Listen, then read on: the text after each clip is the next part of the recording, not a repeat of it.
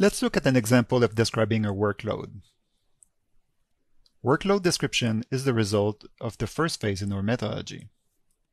Here's an example of what we would produce using the first phase from the methodology.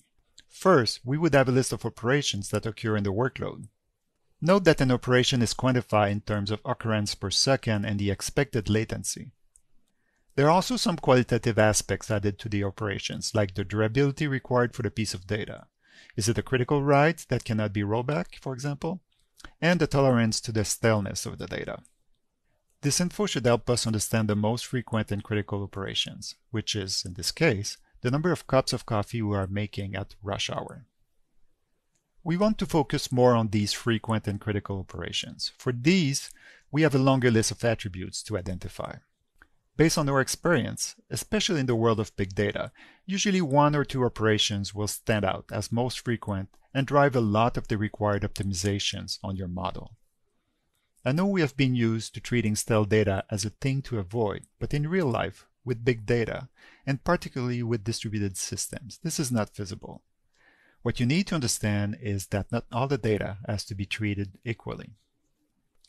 There are pieces of data for which you must retrieve the latest version, like an account information and its password.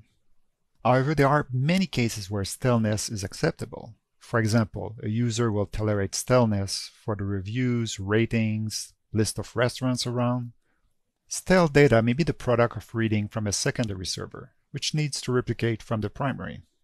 Or staleness may be the product of reading from a stale view or a stale computation.